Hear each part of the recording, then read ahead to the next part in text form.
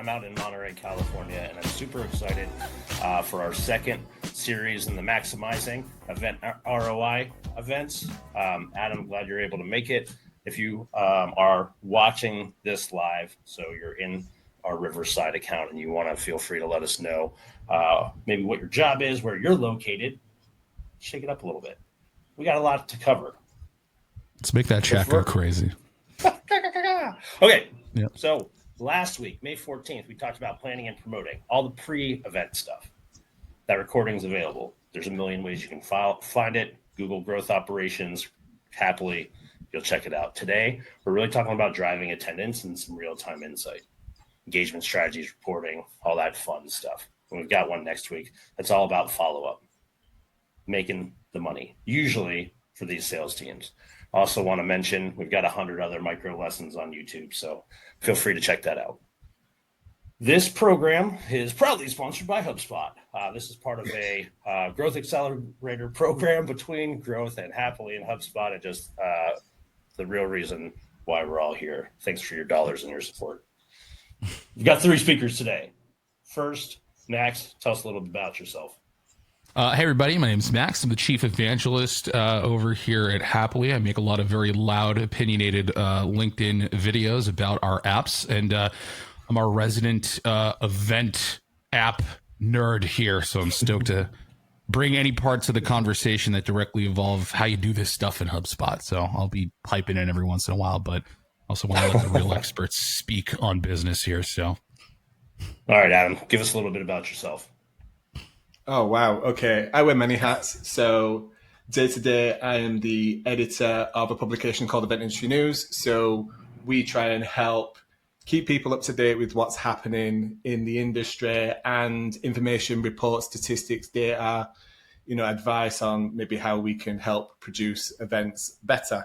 And then my passion project turned into this major event called Event Tech Live, which is really about trying to connect people with the right technology, softwares, and innovation. So I think I'm now a self-proclaimed event tech evangelist, which is why I love getting involved in conversations like this, because this is where I can properly geek out, to be honest with you. Nice. Well, you're around great company. I'm Christopher Nald. I'm the founder and CEO of Growth. We're one of Happily's primary implementation partners. We're a HubSpot Elite partner. And I spent a decade plus in large events, trade shows, VIP dinners, conferences, even music festivals. So very well versed in implementing software and the challenges that come with, why isn't this thing working the way I want it to? That's a little bit about me. Let's just hop right in. We're going to do a bunch of basically like Q&As. It's a combination of questions that were submitted and then just topics for the 3 of us to discuss through this. First section is boosting live engagement and attendance. Email to drive attendance. What works, what doesn't? And Adam, since you are new here, you're familiar with email marketing for conferences and trade shows, I would imagine. Just what are some things that, yeah. What are some things that you have seen work with event and email marketing? Sure. So I think, people, let's take email, right? Everybody works in email on a day-to-day basis. It's their main, tab on their browser. It's where most people spend their time, but people get inundated with tons and tons and tons of emails. So for me, what I see work is those really hyper-personalized emails.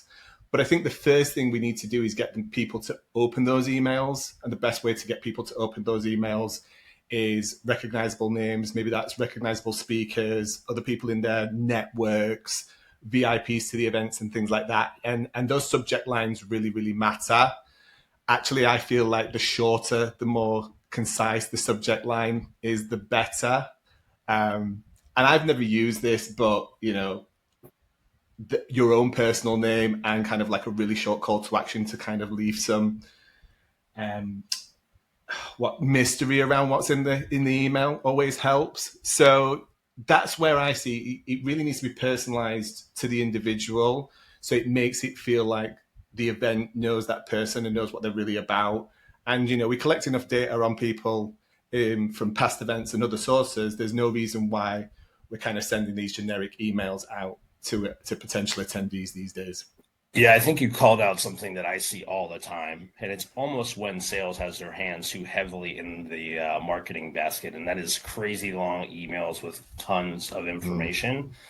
Keeping it short and sweet and leading with a hook like a speaker makes perfect sense to me, and the real goal is to drive this person into the CTA so they can get to the registration landing page or whatever it is that they're going to end up checking out.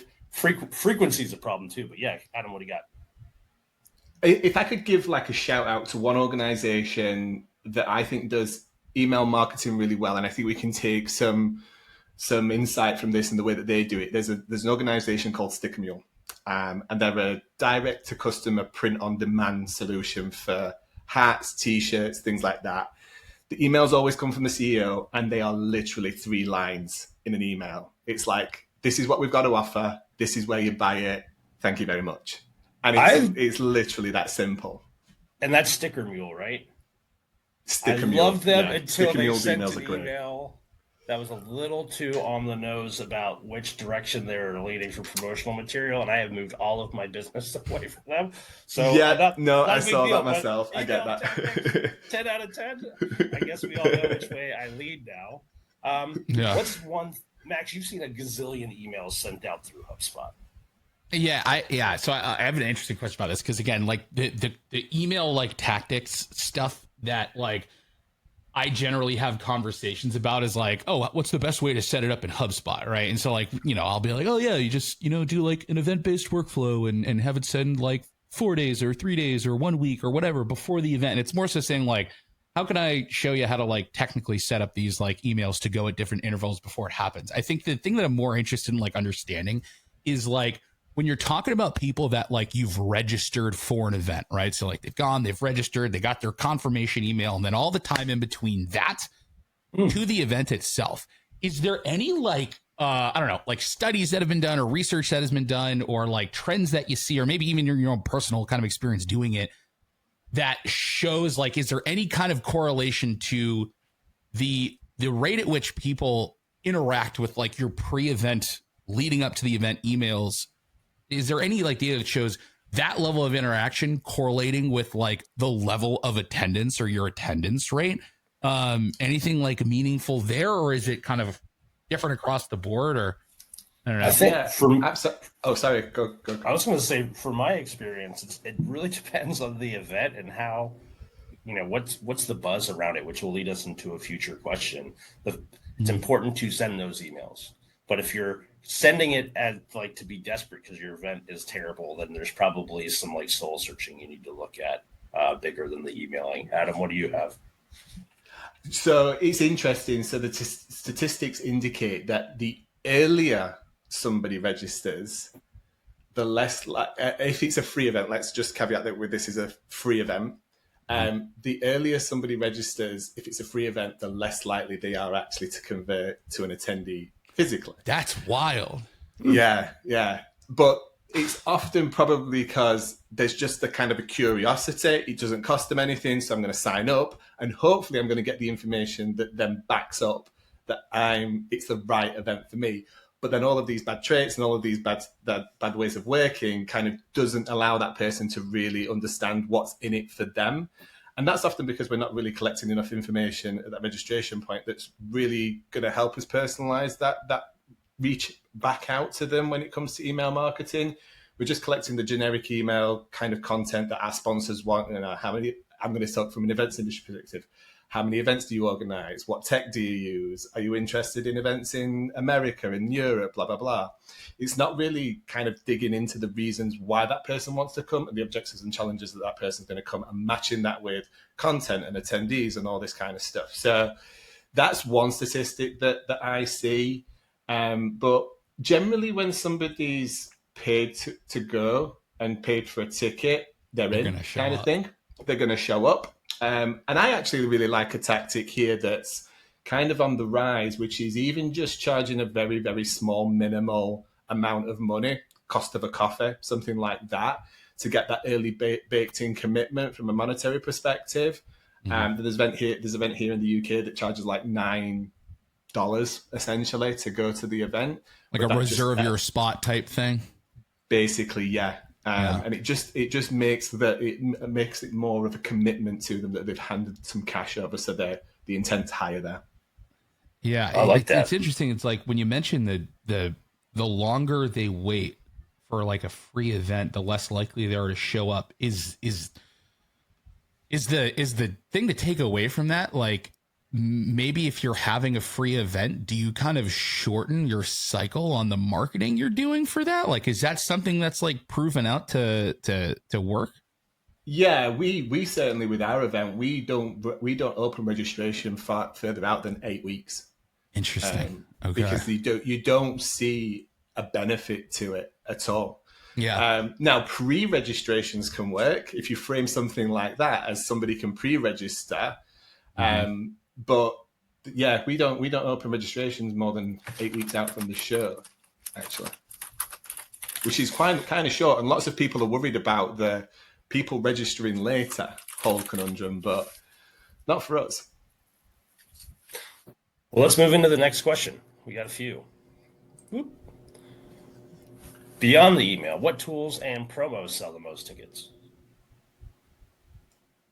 I really like taking people out of email and onto things like Messenger, whether that's WhatsApp or SMS or something like that.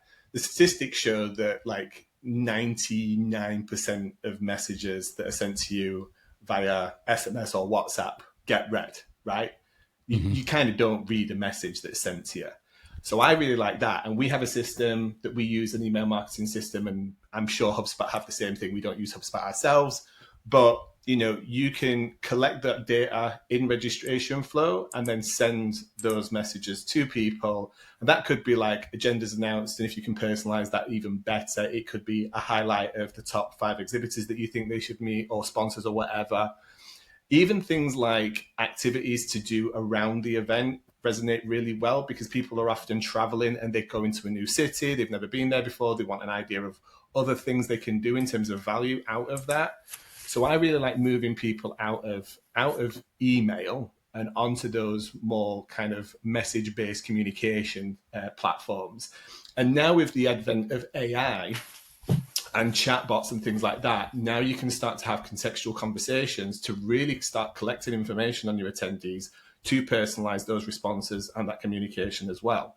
Just like chatting to your friend of like, what's good in London? Oh, you want to go here, you want to go here, kind of thing. So I like that, but other promotional tools and avenues, I think early birds still work. If you're selling tickets, people love to get a deal. I love referrals. So if you have like super high-end advocates, you have like the top 100 attendees and they've come for the last 10 years. They always shout about your event. I think incentivizing them in certain ways, maybe that's hotel rooms, maybe that's cost towards their travel, other kind of exclusive incentives. That means that they're going to really push your event. And that's like that social advocacy side of things. And I think, put ticket links everywhere, like webinars like this, podcasts, go out and do things in the traditional media sense, which is partner with people and platforms, but kind of go outside of the publication side of things and do it with individual influencers and things like that, because they're the ones that resonate and people feel like they've got relationships with. And if they know they're going, that's an opportunity to meet them in person as well. So, people like to travel to events and go to events to meet other people and be with people that they vibe with and they resonate with. So that's something that we've always leaned in. Social advocacy is a big part of, I think, going to events these days. That early bird concept is super interesting to me, because like we've had a lot of customers like looking at Event Happily being like, oh, can we do like early bird registrations? And like my brain that's not been in the event world forever goes, sure, you could like send someone the link to the landing page earlier if that's what you mean. And like I don't quite know like what's like the utility they're searching for like when they say that, but I see this word over and over and over and over again. And so like when it comes to like running any kind of like early bird type promotion, is it kind of usually just like, hey, tickets going to be cheaper if you register now? Or is it more effective if it's like, hey, there's like either exclusive experiences or things that like perks that you get beyond like, you know, change in price of the ticket that like tends to make those kinds of like tactics more successful? Like what's the, you know, when people say the early bird stuff, like what's the juiciest tactic like with that?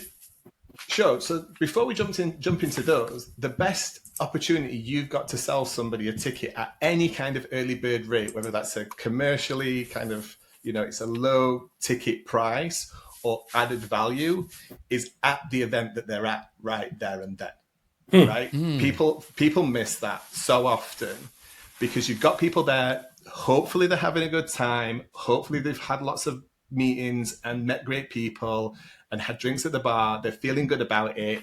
That is the perfect time to get somebody to say, hey, thanks for coming to the event. If you book for next year before you leave, you get X, Y, and Z. Like, that's a time limited offer. It's there in the moment. 3 weeks later is the worst time because they're back on the path to something else.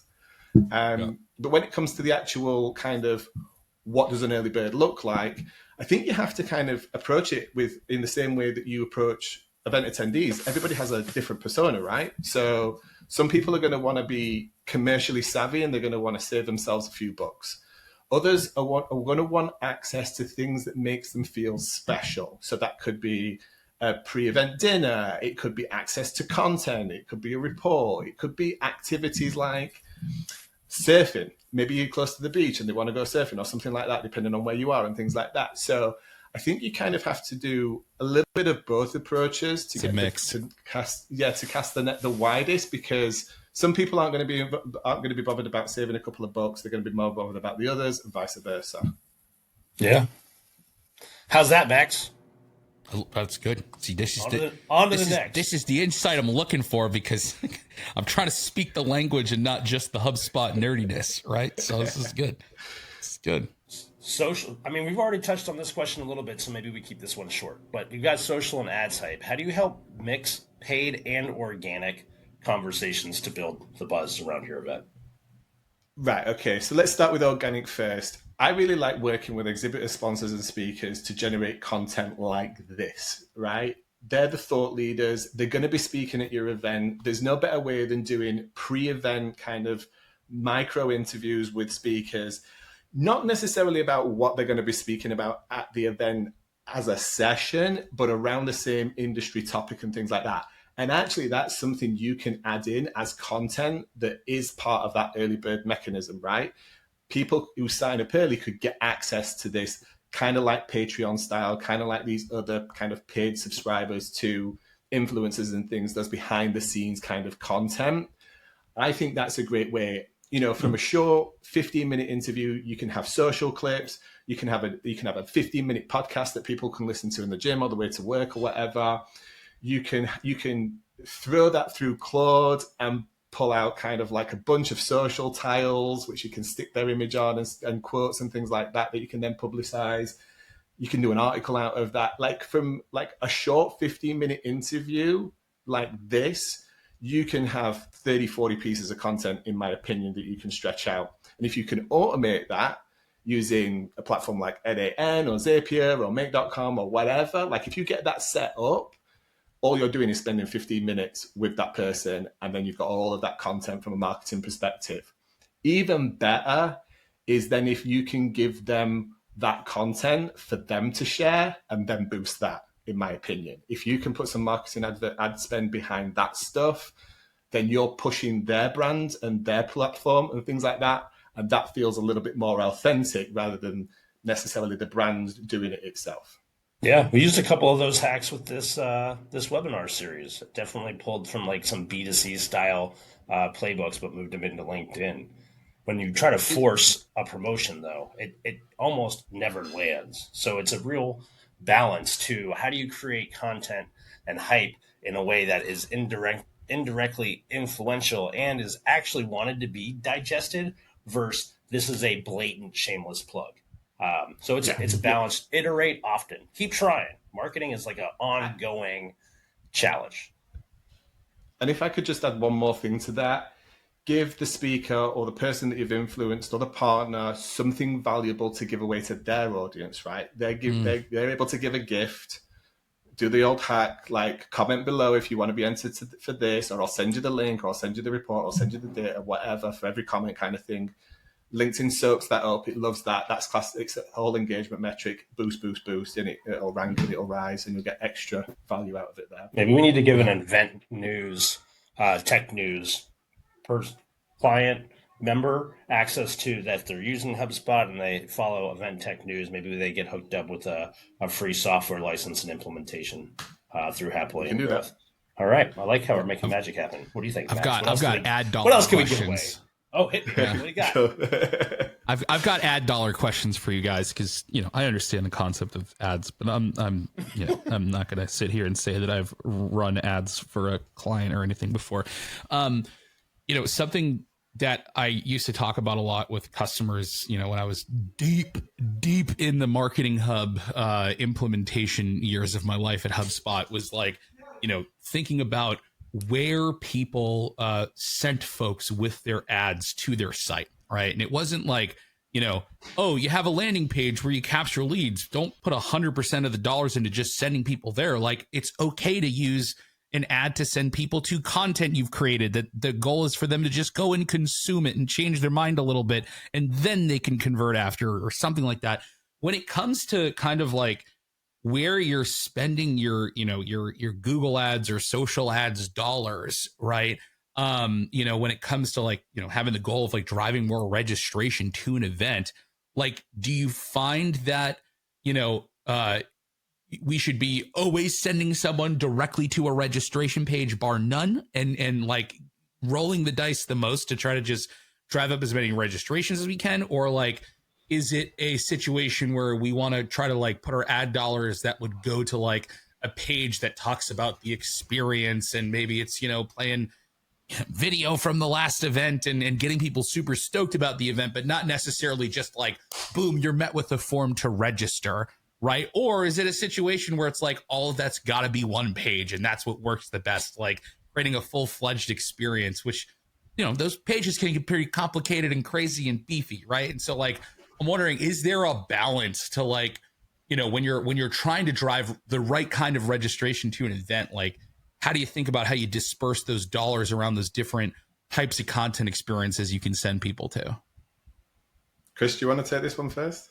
I'm happy to. I think the first challenge is even the usage of the word balance just describes like a give and take. I really think you have to create marketing experiences and intentionality around a lot of those things. In the last session, and one of my super tricks I've tend to use pretty frequently is very aggressive promotional giveaway to like package something around the event with lots of fixings, VIP experience, hotels, travel, everything combined. And that way you're driving an insane amount of high value leads and registrations and retargeting that you can then use to go directly to the landing page that is the registration form. So is it a balance? No. Is there an awareness and an intentionality around it? Absolutely.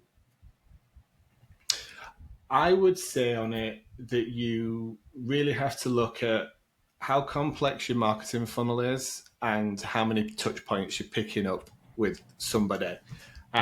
If you were to just spray and pray with a PPC ad or a Google ad or a Facebook ad or something like that, and that call to action leads that person directly to a registration page, that person was probably 90% already going to register anyway. So if you're happy spending your marketing dollars on that and just to get that person through the funnel and registered, and you see that as a good return on marketing spend and things like that, then that's cool. That's up to you. But for me, I think that only comes into play at the point when you are using speakers and people and they're calling upon their network. That makes more sense for that to be a direct link to a registration page, because that person's bought into that person and that person being there, and that's the reason they're going to register for that event, or one of the major reasons they're going to register for an event. If you're doing general marketing spend, let's say you are a tech event and you're going to spend some money with TechCrunch on display advertising or something like that, I think you need to build landing pages around those personas to give value first and then nurture that in the lead up to it. Half a dozen pieces of value, and then ask them to register. And actually, you're going to have a better indication of what's really interesting them to going through that. And you've also obviously captured their data, so you've got that as lifetime value of that potential delegate. So even if you don't get them this time for the event, you get them next time for the event.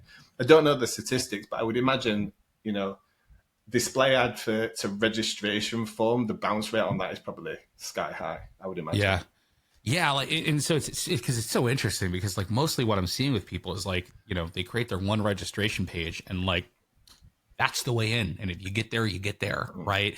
Whereas kind of what I'm hearing from you is you got to be really intentional on like how you're serving up that door to get in, and no, not everybody is going to want to go through the same door, and you got to make that door prettier for some people depending on what they think a pretty door is, right? To actually like you get into that event. And it really reminds me of like with inbound, we think of like the stages of the buyer's journey, right? I mean, it's clear that there are stages of the registrant's journey, right? Like to your event in some way, shape, or form. And like you want to more so think like a little more tactical, around like who it is that I'm inviting, and like how can I serve up these, front doors to my events in different ways, right? Yeah. Cool. Yeah, well said. All right, last one for the Boost Live engagement and attendance. Last week we introduced this concept of an event HQ. HubSpot just happens to have a lot of the superpowers required.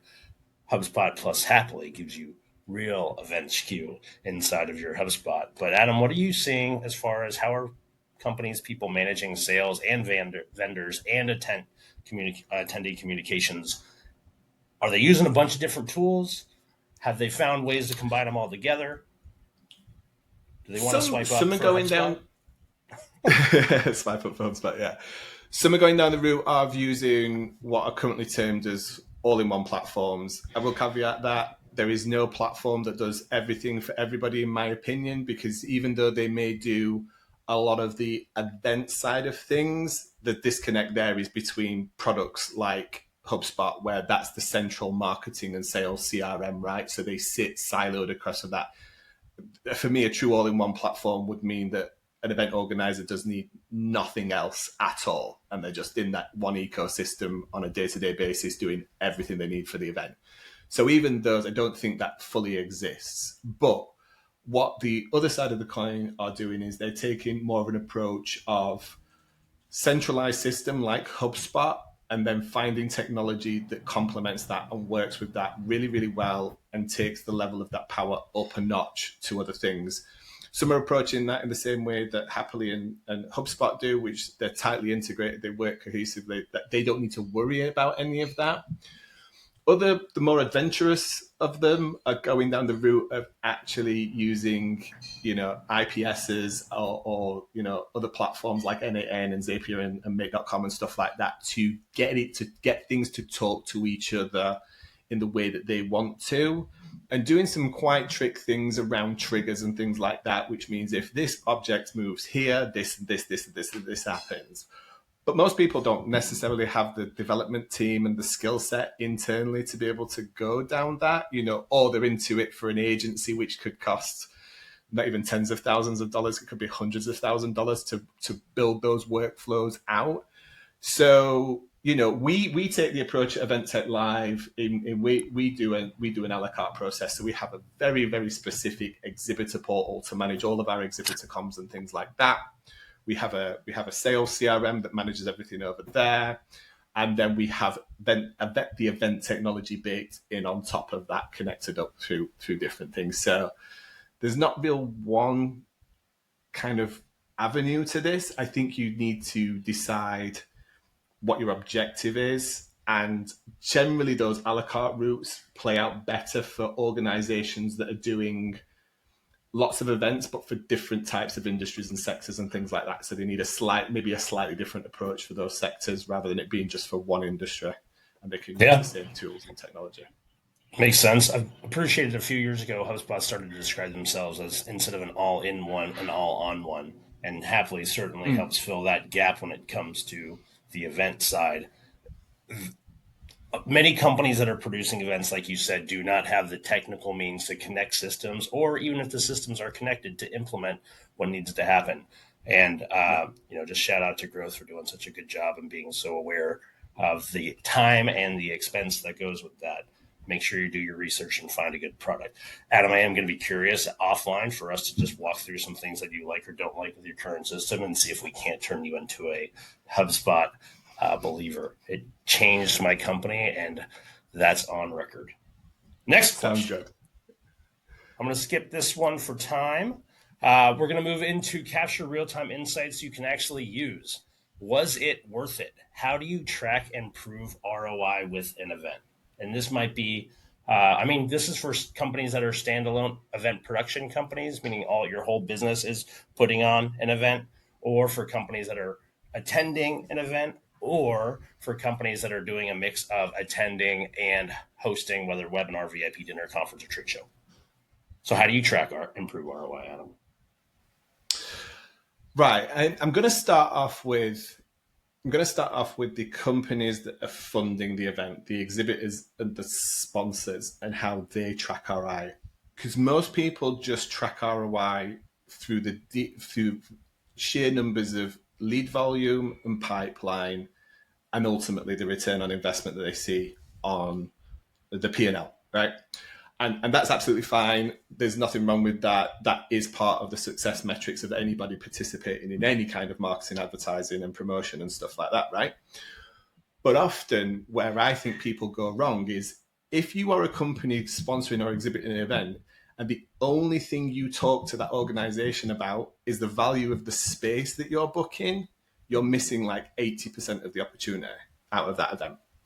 Most people don't ask about content opportunities, introductions, other value. It could be that they're recruiting, they're looking for partnerships, they're looking for other professionals to connect with. Maybe they're looking for media opportunities with the press and media that support the event and things like that.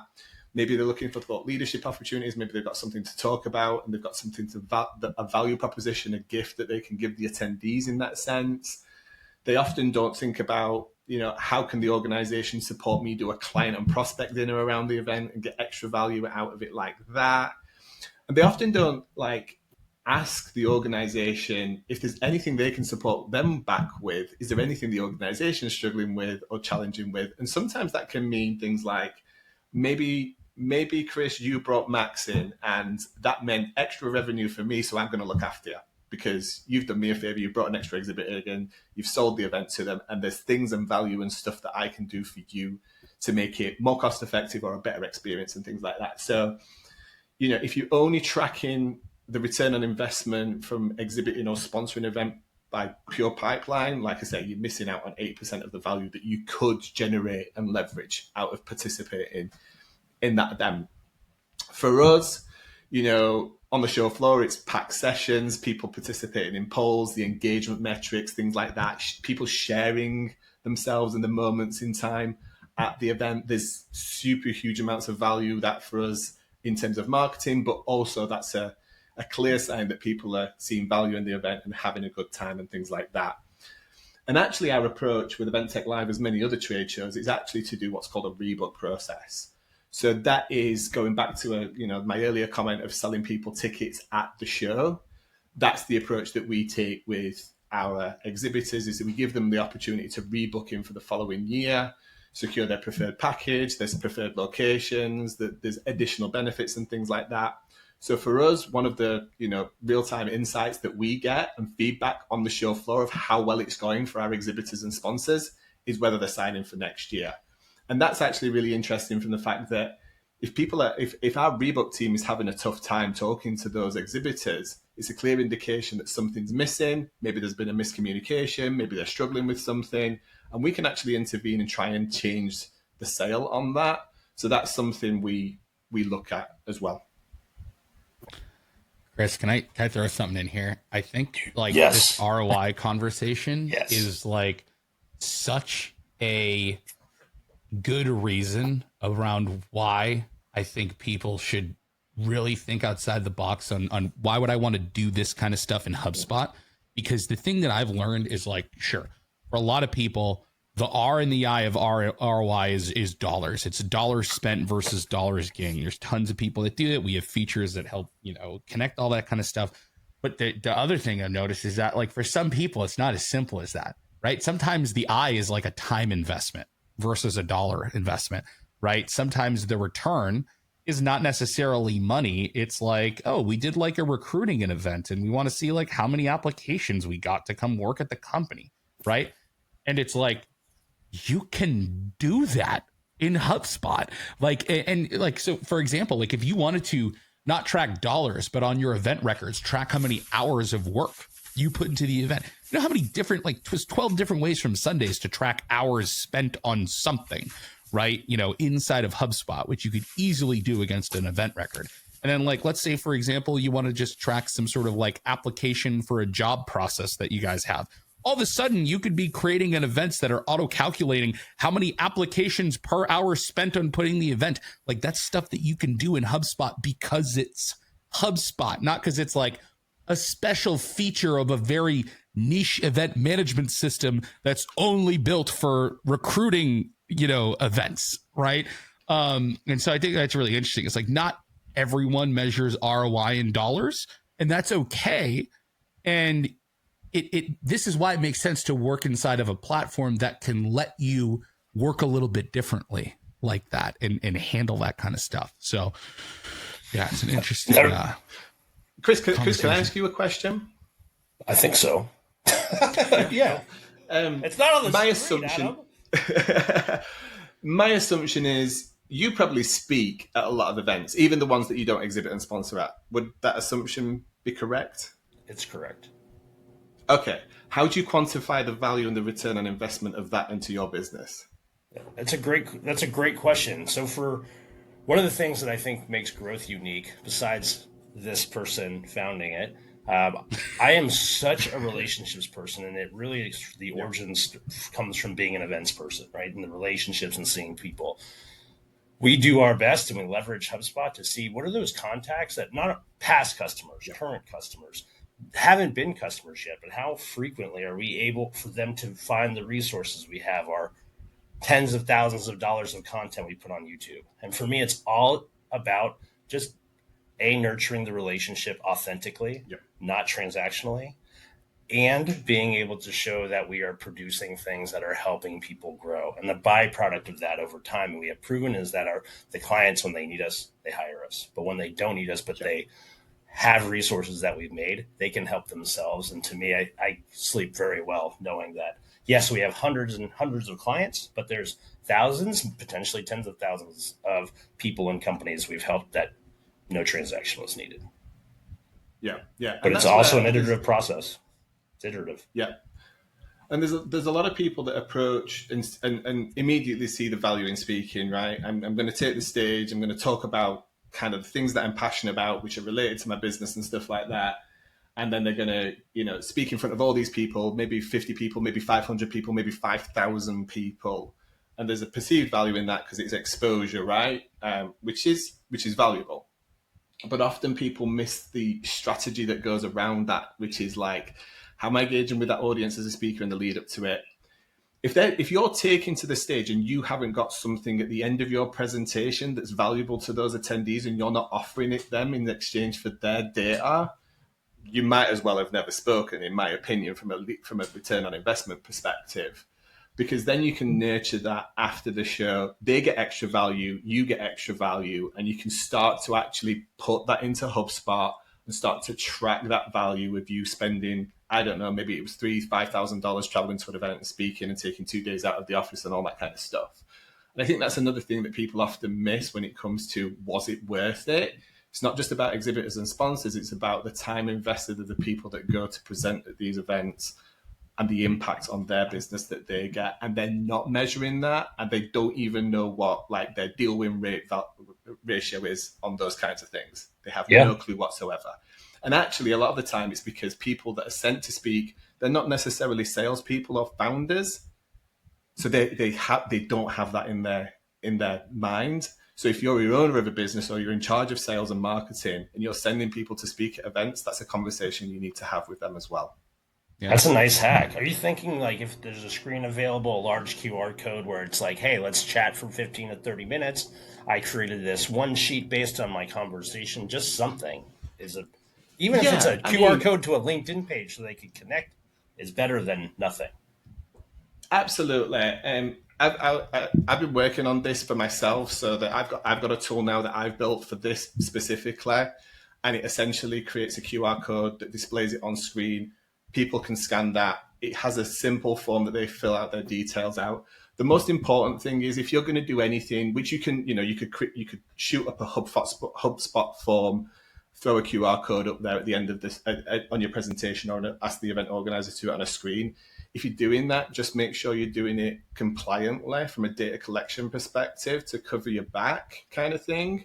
Because marketing teams are very worried about where that data is coming from and how they can use it and things like that. So that's my only piece of advice. Whichever way you do it, just make sure you're collecting that content compliantly so you don't get into hot water. And I'll throw in a little, if anyone's trying to figure out how to manage that part in HubSpot a little bit, right? So we have this like very specific event lead capture workflow action, right? Where, through a combination of some stuff you're doing on the event record, essentially you can take the same HubSpot form, but generate unique links to it from all your different event records and basically use that at all the events you go to. And the URL that QR code would point to would just let them fill the form out.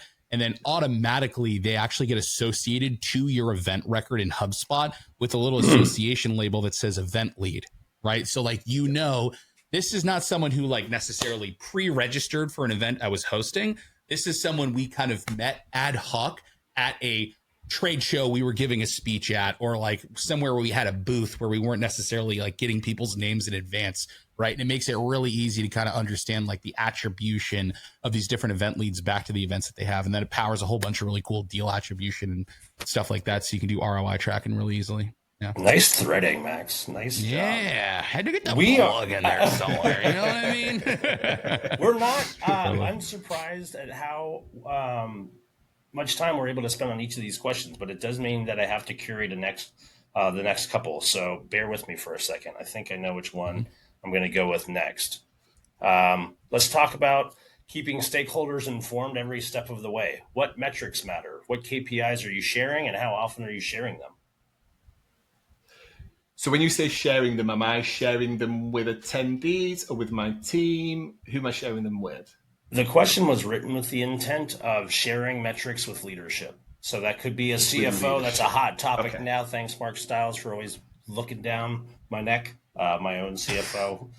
This one's for him. But when these event marketers aren't always the CEOs or founders of their company, and these reports and metrics can be a make or break for their career at that place, much less the event surviving. So first, what metrics matter? Yeah. Obviously, dollars in whatever form that means. That's yeah. What else? Yeah, I think.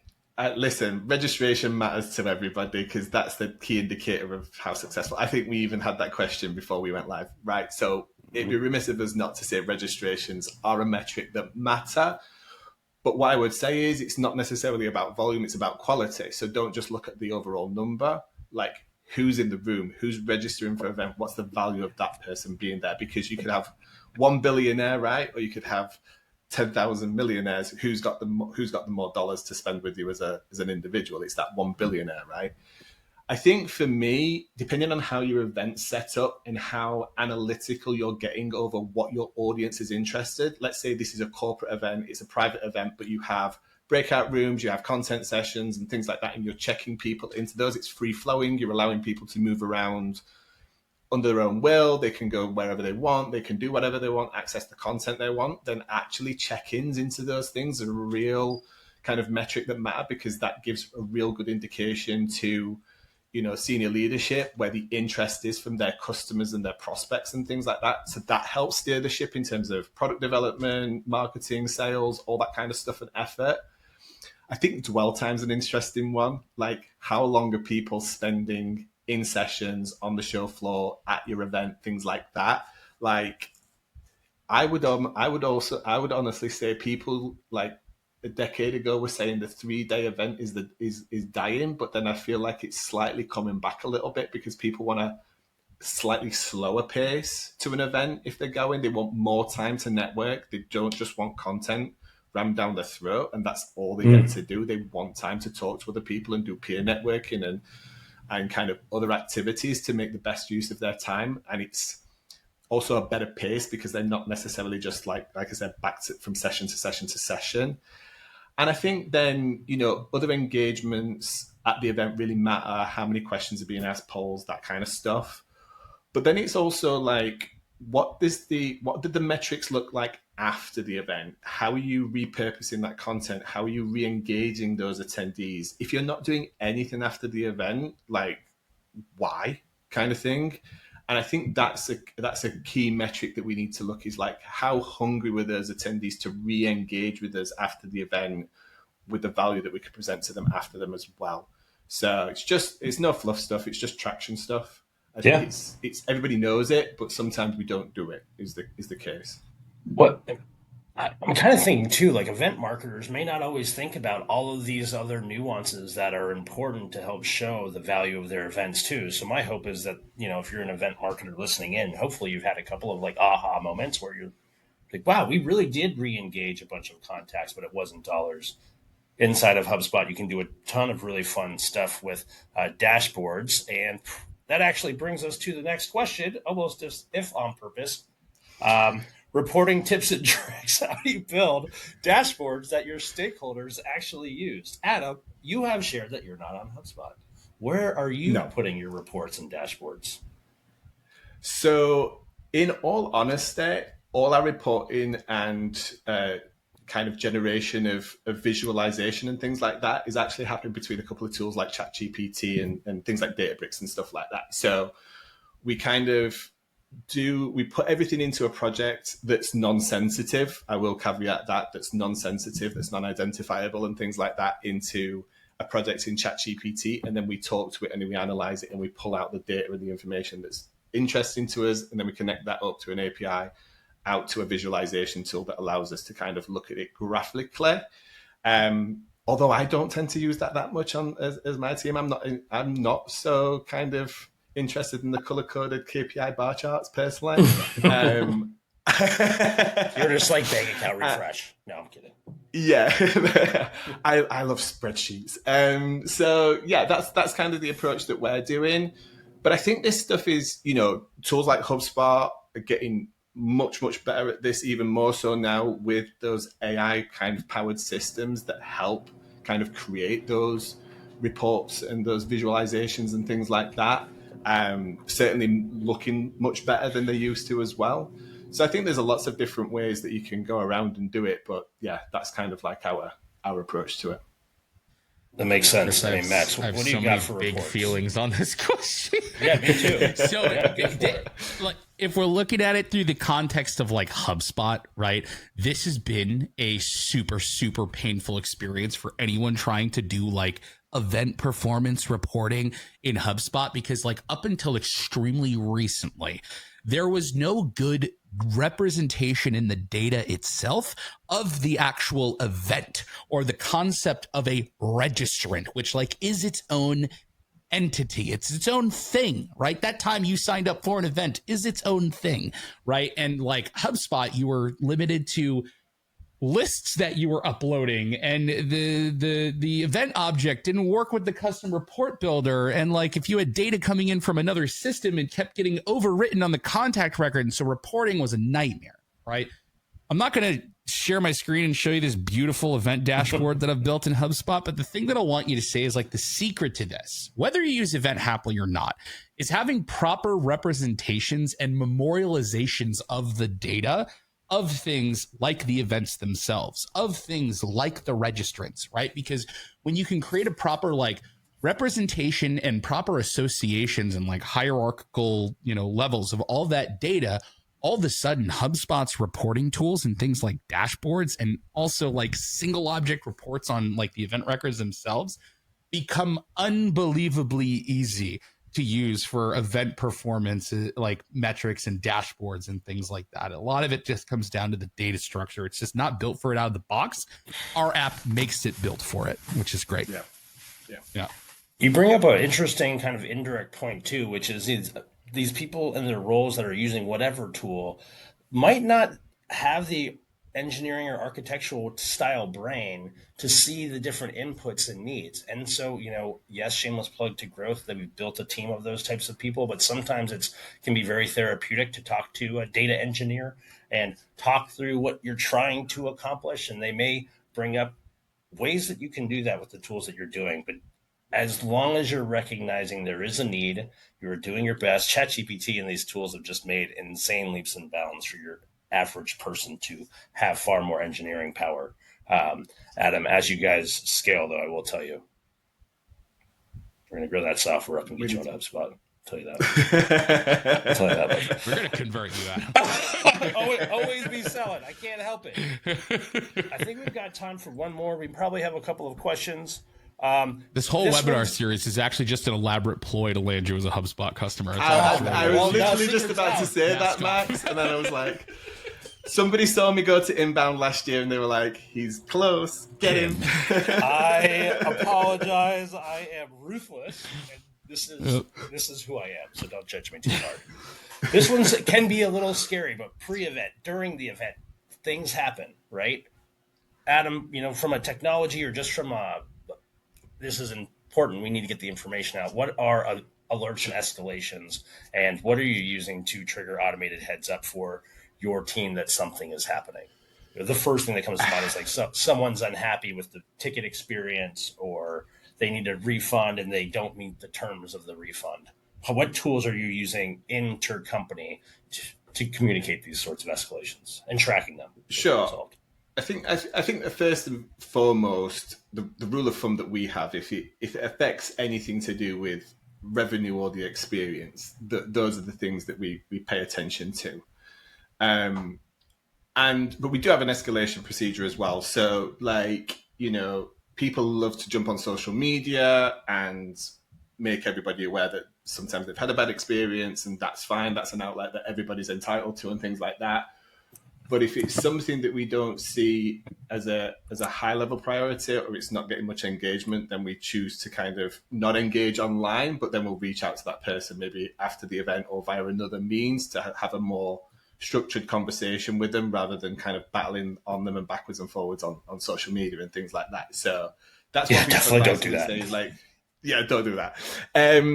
In terms of our partners, a lot of them are really good. So, through the exhibitor portal, those organizations can communicate with us and create tickets and let us know about things and things like that. When it comes to the actual event, though, I don't think there's actually any technology replacement for just having a team visible at the event, available to talk to people and then proactively act upon what they need or get them in touch in front of the right person that can help them. In a world of technology, people still like to deal with people, especially in a face-to-face environment. So I think the worst thing that we could do is say, yeah, if you've got a problem, you use the event app and support ticket feature and send us a message. That would be the death of the event, in my opinion. So I think you have to take the approach of where is the technology appropriate for people to be able to raise these things.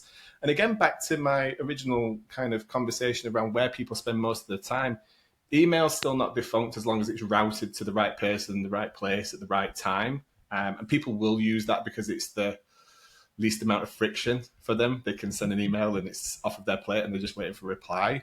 But I'm also a big believer in kind of like that WhatsApp business channel. I know WhatsApp's not necessarily as big in the US as it is here in the UK and Europe and stuff like that. But, we communicate via those channels all the time. So if somebody can kind of get the answers or raise an issue and things like that in that way, I think we should allow them to. And that's the way that we're approaching things. Yeah, I hear access. The only thing I feel that I hear that I feel might be missing from like a leadership standpoint is documentation and verification that an issue has been closed. So if someone's WhatsApp messaging you, how are you as a company creating like service tickets to track that this is completed? Are you singing it to your not HubSpot account? Well, those things tend to come to the senior leaders for us as a team. So we know that we've been dealt with because they are dealt with by the senior leaders. But that's because generally issues in the moment of those types of things, especially at the event, need to be dealt with by somebody from a senior perspective. So maybe that's just the uniqueness of us being kind of a smaller organization and more hands-on. But like, I could totally get that. If you're a business or an organization at large, that's just not gonna, the VP of anything is not going to be dealing with inbound tickets and problems and things like that. So they're not going to deal with it in that way. So yeah, again, but lots of these systems out there that still offer those. There's a free one out there called talk.io, I think it is, and that's integrated into Facebook, WhatsApp, and other platforms. So you can centralize all of that support. You can allocate it to certain people, and you can track that it's been dealt with and stuff like that. So there are lots of platforms out there that offer that kind of support and those solutions. Good. So, make sure that you're aware of it. Max, what do we got? Yeah. I have to come in and say is like, what if your event management tool just also happened to be one of the best customer service platforms out there? Weird. What would that be? Another reason to run this stuff on HubSpot, guys. Like, there's nothing stopping you from training that customer agent on like your event's microsite so they can answer questions around what hotel to stay at. What do I do if I have an issue with my registration? Can I get a refund? You can associate tickets to registered objects all day. You can run feedback surveys. It's all there and it all works together, which is like, it's especially if you need like pre-event support, like leading up to the day of the event and someone has a problem with like registration or something like that. You can run that whole thing in the same system, right? Like poor Adam didn't even know he was going through the HubSpot gauntlet today. I swear it was. I know. I've just had like an invisible demo of HubSpot, but without actually being shown HubSpot. I didn't even do. I think what I'm taking away from this, right, is before you jump out and look to the World Wide Web of all of these systems that promise that they're going to deal with this one aspect of your event production or your flow or your management or whatever that is, look to the tools that you're already in and communicate with the people and the teams at those tools to make sure that you're getting the most value out of those tools and actually that you understand whether it can or can't do what you need it to do first and foremost before investing in others' tech. That was a beautiful way to close out this. We're going to switch to one last thing, which is Amber's queued up, said that there's been a couple of submitted questions, and I know we're just about at time. Adam, you okay with staying on for just a few more minutes? Yeah, through absolutely. Some of these if we've got them? Yeah, typically they'll fly on the screen. How do you make the case for an in-person versus webinar events? Should I be? That's a big question. How do you know if you should both have their own first webinar? They both have their time and their place, I think. What's the objective of the event? I think there are certain topics, formats, and things that you just can't replace in person. And then there are other things that can be done just as well online without having to ask people of their time, coming away from families and all of those other things and the cost associated with that and things like that, right? So it's not... You should be starting out like, what's the objective and what best serves this, rather than it just be a case of, well, we've always, it can even change. It's just because you've always done it in person doesn't mean it's not time to switch it up and do it virtual and vice versa or online, right? Yeah. So I love this format, especially with organizations that run in-house events. They're doing events for their teams and things like that. Like, do your educational elements split leading up to the event and focus more of the event on people spending time with each other and those relationships, because with distributed teams and stuff like that, like, people don't get that much time to spend with their colleagues and stuff these days. So I like that format because it just means that you can do the education in small bite-sized chunks and then do all the fun stuff in person and not have to worry so much about that. There's definitely advantages to both, right? Like, Adam, with you being in the UK, it would be impossible for us to be able to do multiple event sessions. So that could be one of your considerations. Who is participating? Who are the people that are digesting the information? I'm so thrilled that, more and more micro events are happening. I feel a lot of value with, when I go to a conference, I attend probably zero of the lectures and conversations. My entire time is spent hanging with Max because I get to see him once a year at Inbound, or the other HubSpot partners and executives and clients. And so I to whoever submitted that question, it's tough, but maybe Adam can book some time with him and he can hear what your goals are, and maybe he can help you choose which direction to go. I think it all comes down to like what type of pants do you want to wear, right? Because like in a webinar, it doesn't matter, right? But like at an in-person event, you want to, you know, flex the fancy pants you got. Can I just check something then? So HubSpot's not got a calculator that tells you whether you should do an event in person or not? Well, there's a new app called "Should You Do It?" It's actually just a checkbox of like, do you want to have to wear pants to the event? And then it's like, it just recommends one or the other. Yeah. And regardless of your answer, cargo is never okay. Anyway. That's an immediate webinar. Yeah, that's a immediate webinar. Immediate. Pockets. Yeah, it doesn't ask any more questions after that. Yeah. That's great. Well, honestly, we've a couple minutes over. Please, we're all very easy to get a hold of on the internet. Adam, I have so much appreciation for what you've built and what you're building. I'm super excited for next week. I think I even don't have what the topic's going to be, but I know that it's going to be about post-event marketing. So the events happened. What do we do to follow up and nurture these leads? So your CFO, ChatGPT, man, for the win. Appreciate both you guys. Everybody, we'll see you next week. Have a good rest of everything. And Olivia the Orca will be joining us from her tank. So just that would be lovely. We'll be there. Yeah. Olivia the Thanks, Orca. everybody.